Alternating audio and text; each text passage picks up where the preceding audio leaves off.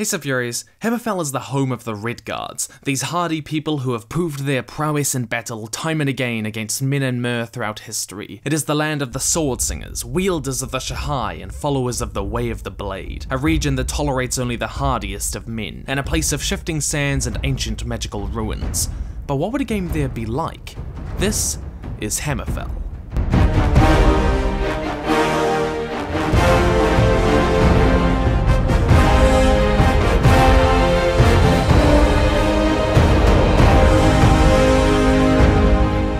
I feel like other YouTubers have speculated plenty on which province the 6th Elder Scrolls game will be based in on the trailer, and so this video will simply be exploring the possible gameplay style, the story, the quest lines, the combat mechanics, and the lore of this particular province. Another contender is High Rock, and we discussed the medieval Game of Thronesian story that province might provide in the video linked up in the corner of the screen. I was really proud of that. I encourage you to go check that out. So, what kind of game would Hammerfell be?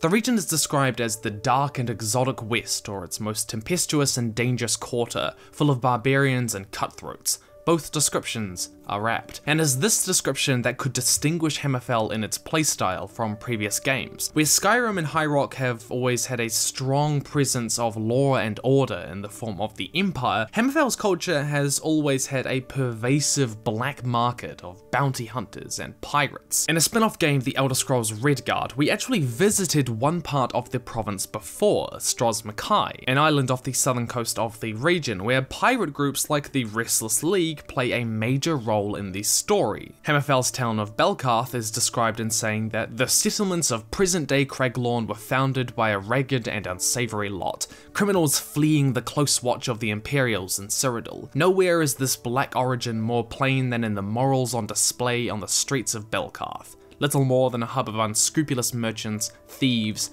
and black market smugglers. The writing of this author indicates that it is a somewhat biased account of the region, and you can visit it in the Elder Scrolls Online and don't find it an entirely lawless place, but it does hold a kernel of truth. This culture is deeply rooted in Hammerfell, such that it goes back at a minimum to 549 of the Second Era, and likely a long time before that, with the Thieves Guild itself being founded in Abar's Landing, a port town to the south of Hammerfell. There have always been thieves guilds, one of the founders explained. What we haven't had before is proper organisation, a decent set of rules for outlaws to live by. If our Abar's Landing Thieves Guild is successful, who knows? And this underbelly to Hammerfell has always been coupled with its naval prowess, that merchant ships get attacked and that pirates have massive fleets of their own. This is partly why the Thieves Guild began in a port city, and that the island of Stros Mackay was known as a haven for criminals. I'd love to see a Pirates of the Caribbean touch to the game, and one major change needed would be the development of naval combat, a combination of boarding ships, raiding, and theoretically even cannon fired, given that we do have gunpowder in the lore. It just hasn't truly been utilized yet, with us working to save merchant ships, raid them ourselves, or captain the ships that do so. Whereas previous games have had the Thieves Guild, Dark Brotherhood, and other criminal organizations operating in the dark, the underbelly of Hammerfell gives this game an opportunity to explore the 1920s Al Capone-type gangster society, where the heads of organized crime syndicates aren't forced to operate in the dark, but they have political leverage, money, and the manpower to walk freely. We'd be seeing a stronger Thieves Guild presence, perhaps even a legally sanctioned version like the Morag Tong was to the Dark Brotherhood in Morrowind. Now, to be clear, this doesn't mean that Redguards are entirely lawless and criminal. No, far from it. Their culture has somewhat a belief in might being right, with honor among thieves, the integrity of duels, blood oaths, and when mixed with how they're obsessed with personal honor, ancient tradition has predisposed the Redguards to knightly orders, where initiates of these orders must prove themselves in dangerous, even deadly tests of skill. We can see how this desire for adventuring, proving oneself, proving your mettle, and taking glory and riches for the individual, it can translate into the swashbuckling pirate culture that is sort of admired, even sought after, where everyone knows that it's a life of take or lose. It's not necessarily dishonorable, it's just realistic. For much of history, the Empire and a Redguard faction known as the Forebears kept this part of their culture somewhat under wraps given the Empire's focus on law and order. But most players will know that since the Great War, Hammerfell became no longer a province of the Empire, and this is a critical fact to discussing what the game might be like. To understand why Hammerfell could work in this way in a game, we need to understand the situation Hammerfell has been left in since the time of Skyrim. So between the years of 171 and 175 of the 4th era, the Empire and the Thalmor fought a devastating war that resulted in the fracturing of the Empire. At this point, Hammerfell was plagued by the infighting between crowns and forebears. Only High Rock, Cyrodiil, and Skyrim remained prosperous and peaceful. And this conflict between the crowns and forebears goes back centuries, but we'll talk a little bit more about that soon. As the war began, the Aldmeri armies invaded Hammerfell and Cyrodiil simultaneously. The disunited Redguard forces offered only scattered resistance to the invaders, and much of the southern coastline was quickly overrun. It appears now that the initial Aldmeri objective was in fact the conquest of Hammerfell. Though the Empire defeated the Thalmor in the Battle of the Red Ring, and if you want a video exploring just how the Empire won with their strategy and their tactics, go watch the video linked up in the corner. The war ended in the now infamous White Gold Concordat, and one of its major provisions was ceding the south of Hammerfell to the Dominion. Hammerfell felt betrayed by the Empire's decision, and they fought on alone, no longer a province of the Empire. The heroic Redguards fought the Aldmeri Dominion to a standstill, although the war lasted for 5 more years and left southern Hammerfell devastated. The Battle of the Red Ring weakened the Dominion enough to allow for the Second Treaty of Strosmakai in 180 of the 4th era, and the withdrawal of Aldmeri forces from Hammerfell. The Great War bent Hammerfell, but not even the might of the Thalmor could break it.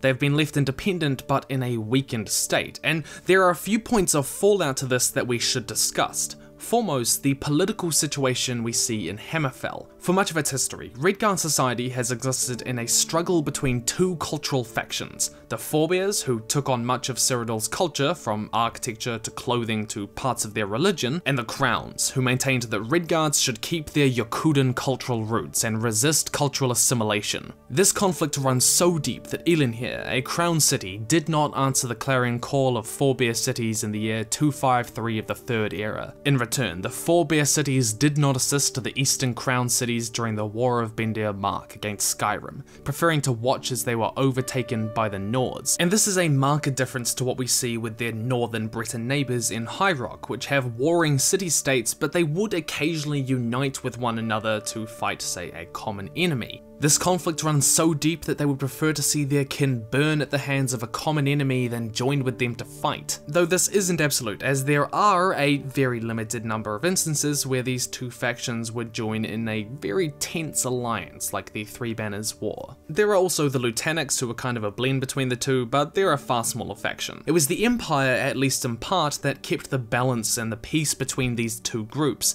So the question becomes, what will happen without the Empire?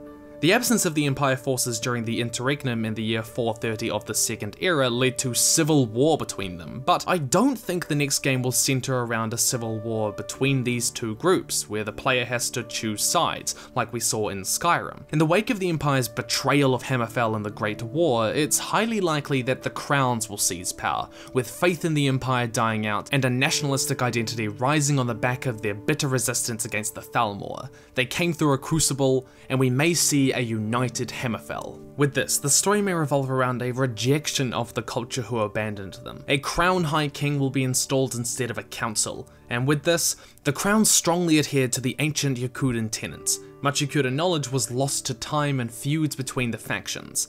The Eldest Crown scholars scathingly chide the modern Redguards as mere cultural shadows of their ancestors. Elder Scrolls 6 has an opportunity to truly delve deeply into the ancient culture, tenets, codes, and skills of the old Yokudans, with modern Redguards feeling they are shadows of their former people, having to define themselves without the Empire. This national identity formed in the flames of war and suffering will see a resurgence of the old ways, the ways of the Unsea, the Sword Singers, the Saints of the Blade. And this is what I would be so excited to see in Hammerfell. Swordsmanship and blade combat would need to be revamped for this game to truly show the difference in skill of the Redguards compared to other races. Most players will know that they have a statistical bonus in game, but the history behind this is fascinating. It comes back to the sword singers. It'd be amazing for a central part of the main story to be you training in the ways of the unseen, something of a Jedi order in the Redguards. All sword singers learn through their intense training and devotion to the gods,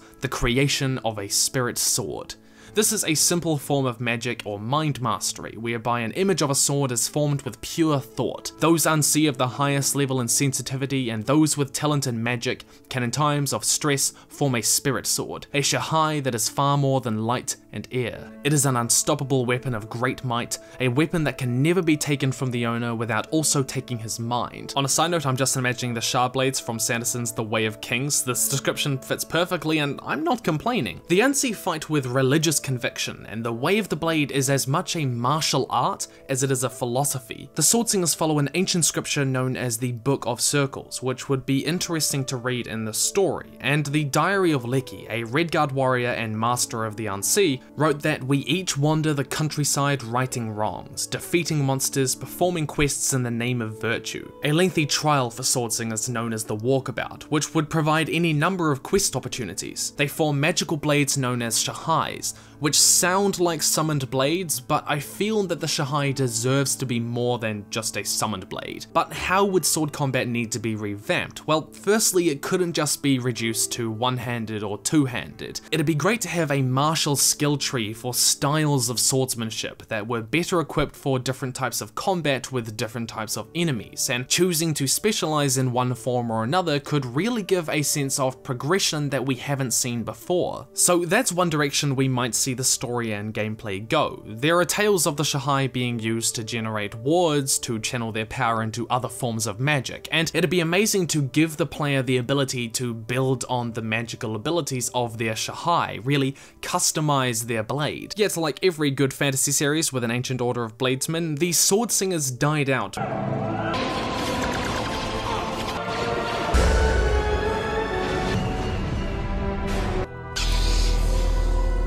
by the end of the Second Era for relatively unknown reasons. It's possible that it was a combination of how difficult it was to master the shahai and how they didn't necessarily need it anymore. This nationalistic resurgence under the crowns is important because it would inspire the return of the unseen, the sword singers, and allowing the player to become one of this rekindled order in the game would give an excellent new system of combat, a new skill set, and provide a story with this ancient order being restored to greatness, fending off the enemies that surround them. They just have to be careful to not make the shahai so powerful as to render virtually every other weapon unusable, as it somewhat felt like they did with the shouts in Skyrim, where the power fantasy element somewhat scaled out of control in some points. Striking that balance would be important. The return of the crowns to power would also see the ideas of honor among thieves, might is right, naval warfare coming to the front of gameplay again. Beliefs that were softened under the Empire. These things that tie into the older Yakutan culture that had long been suppressed by the forebears. But it's the environment that could bring a whole other dynamic to the game.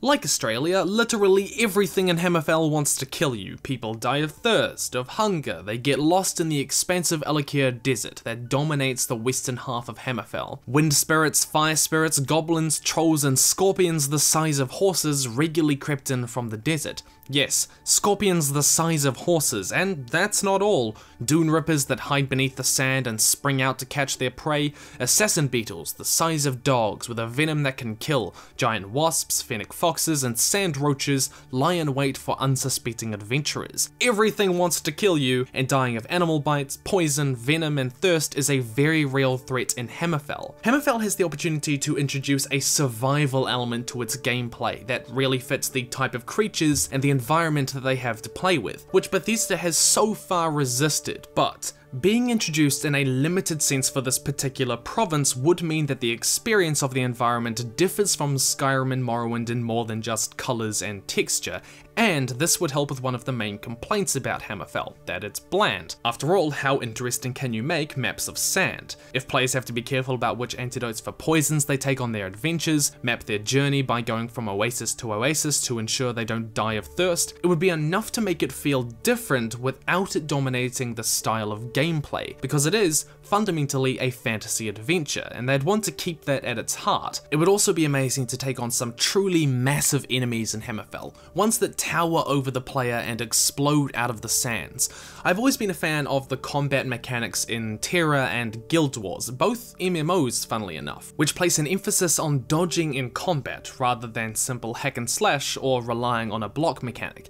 A dodge mechanic could fit quite well with an array of enemies that the player has to avoid getting bitten by, stung by, or simply because they're so big that a single blow could take half your health. And a really fascinating idea that one of my patrons brought up on Discord, shameless plug. If you want to support the channel, then there's a link down to that in the description below, and you can talk about Elder Scrolls lore and anything else with us. Thank you if you do for just a couple of dollars a month. In discussing how Hammerfell as a province could work was the shifting sands. Environmental change is often limited to weather, but the dunes of the Alakir Desert are regularly shifting and changing, even magical, and this would be a magnificent factor to bring into the gameplay style, where the desert shifts and changes throughout the game, revealing ruins, ancient cities, and different natural features as the dunes move. It would make the desert, an otherwise somewhat monotonous environment, feel dynamic. The player could feel like they could visit the same point in the map and find different things. Throughout the course of the story, the player would discover the lost city of Nartatumbu, the Mortalian necropolis, and Volenfell, all lost to the sands of time throughout history. Beyond this, there are Ayleid, Need, Orisma, and Daedric ruins all dotted across the province that would be fascinating to explore. And speaking of ancient cities and ruins, we need to talk about the Dwemer, everyone's favourite Tamrielic mystery. In the first era, there was a schism in the Dwemer, and the Rorcan chieftain threw his mighty hammer, Volendrung, across Tamriel, promising to lead his clansmen to wherever it should fall. Volendrung, a falling star in the night sky before them, urging them on. Volenfell is located in Hammerfell, and fun fact, it's actually where the name Hammerfell came from. It's one of the greatest cities of the Dwemer, yet it's not fully explored or excavated, as the sands have sunk many of their buildings into the earth. The Dwemeri Empire spread across the north of Tamriel, and while there are a couple of settlements in other provinces, Hammerfell is actually the last province left where they had a strong presence. Each of the previous games have given us some insight into their culture and machinations. Those in Morrowind pursued control of tonal architecture, an ancient magical force in the universe. Those in Skyrim exploited Aetherium, a mysterious magical crystal from the Dawn era, and it'll be interesting to see just what the Dwemer and Hammerfell were determined to study and exploit. But when thinking about the resurrection of the Unsea, the Sword Singers, what challenge will they have to meet? The obvious threat is the Aldmeri Dominion, which withdrew some years before, but is ultimately working to return someday. Having them met by the Sword Singers could be a way to repel them. Otherwise, there are the mysterious and powerful magical race called the Slode, who reside on Thras, an island nearby to Hammerfell. In the year 2200 of the First Era, they unleashed the Thracian Plague, and the number of people in all areas of the Iliac Bay was halved once in the First Era by the Thracian Plague. With a strong belief in justice and vengeance, the Redguards led a navy to wipe the Slode from the face of Nirn, and they nearly succeeded. The Slode are powerful dark magic necromancers, and this would make them the perfect enemies for the Redguards. For all their acrimony, both the Forebears and the Crowns do share an antipathy for magic, especially necromancy. The idea of raising Redguard ancestors as undead fills them with panic and revulsion. Such a hatred of the Slode for what they did to them in the past could make them the natural antagonist for the 6th Elder Scrolls game, combating magic with swordsmanship, with a bitter and hard rivalry between the two. But let's talk about magic and the Mages Guild questline for a little bit, because this is where High Rock and Hammerfell truly diverge. The rise of the Crowns would likely mean a true revulsion, or even oppression of traditional magic users. Following the Oblivion Crisis, the Mages Guild collapsed due to an anti-magic sentiment, a feeling that would only be hardened by the Crowns, who hold to the traditional way of the sword and view magic as cowardly and dishonourable. The Synod and the College of Whispers leapt up in the place of the Mages Guild and spread somewhat across Tamriel. They're two competing magic factions, but these only really have any real sway in imperial provinces, which Hammerfell would no longer be. It'd be interesting to me that playing a magic user would mean risking imprisonment or life, or that whatever the magic questline is, it's likely to be an underground and secretive society, much like the Dark Brotherhood or Thieves Guild questlines have been in the past. I'd love to see a magic system that puts more emphasis on the other schools of magic, like illusion and mysticism, that one would need to remain a secret magic user.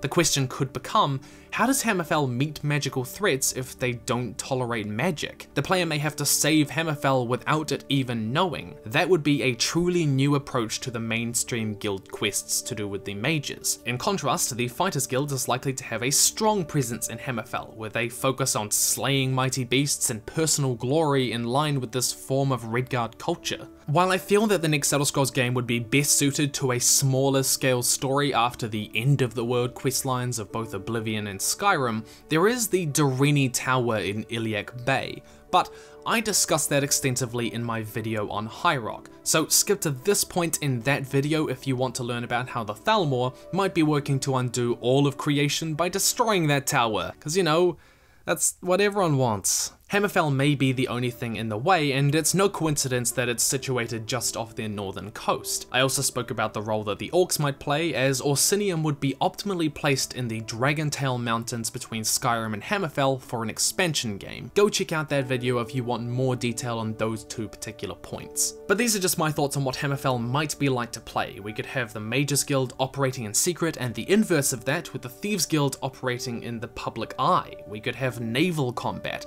a true adventurous feel, and a martial blade system with the Unsea that would be unique to this game in particular, and a shifting environment that we haven't really seen before. There is all treasure and glory to gain and nothing to lose but one's life. And that's the game I want to see. If you'd like to support me and our Supreme Leader Mishka as we go into doing this full time and you'd like to see more Elder Scrolls content, come join the Discord, support me on Patreon for just a couple of dollars a month. I'd love to have you there, welcome you into the community. Question of the day, what do you want to see in Hammerfell? Let me know down in the comments below. Stay nerdy, Subfuries, and I will see you in the future.